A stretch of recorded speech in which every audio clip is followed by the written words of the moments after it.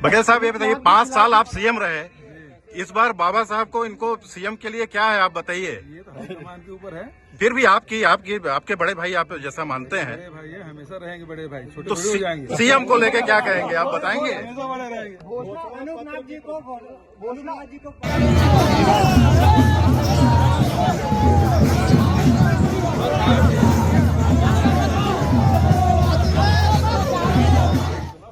आज यहाँ पे डिप्टी सीएम और सीएम दोनों आए। एक प्रश्न पूछा गया कि जय और वीरू की जोड़ी क्या कमाल करेगी, तो बोले कि पिछले की बार की तरह इस बार भी जय और वीरू की जोड़ी कमाल करेगी। लेकिन जब ये पूछा गया है कि जो सीएम है, इस बार तो आप 5 साल पूरे सीएम रह लिए, 2.5 साल वाली बात रही नहीं, और क्या सिंहदेव जी को आप जो उनको क्योंकि बड़े भाई जैसा सम्मान करते हैं तो वो सीएम बनेंगे, इस पर कहा कि वो तो आला कमान का निर्णय है। यानी ये देखा जाए तो भूपेश बघेल ने साफ साफ इस मामले में एक रहस्यमय चुप्पी साधे रखी।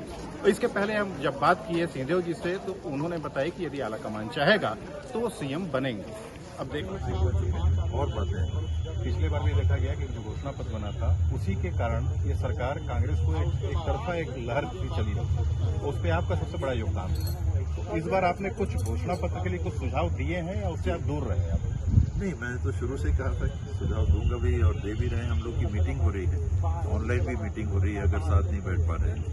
और जिस रात हम लोगों ने बैठ के मंत्रणा की थी, उसी के दूसरे दिन मुख्यमंत्री जी ने ऋण मुक्ति की। इस बार किसकी सरकार बन रही है? कितनी सीट? कम से कम 2 तिहाई। 2 तिहाई कम से कम सरगुजा संभाग में 14 में आप 2 तिहाई औसत मान लीजिए, कम से कम। और सीएम सर इस बार 5 साल हम मान चले आपको? पार्टी नहीं, मेरे को पार्टी जिनको बोलेगी, मुख्यमंत्री अभी हमारे बीच में है, तो जॉइंट लीडरशिप की अगुवाई कर रहे हैं, तो लाइन अगर रहेगी भी तो हम लोग उसको पहले रखेंगे। लेकिन जो राष्ट्रीय परिदृश्य में एक बात आती है, तो आपके प्रति भी देखने को मिलती है कि एक रुझान लोगों का, चाहे वो मीडिया हो, चाहे नेशनल मीडिया हो, चाहे जो भी हो, एक आपका आता है उस पर बार बार एक सीएम को लेके। तो इस बार मान लीजिए कहीं से है तो आप तैयार तो रहेंगे? अनुशासित व्यक्ति हूँ मैं, बहुत कम अनुशासन तोड़ के कुछ काम करता हूँ, तो मेरे लिए जो पार्टी का निर्णय है वो सर्व। पार्टी यदि बोले कि आपको बनना है तो आप स्वीकार तो करेंगे? कौन मना करेगा?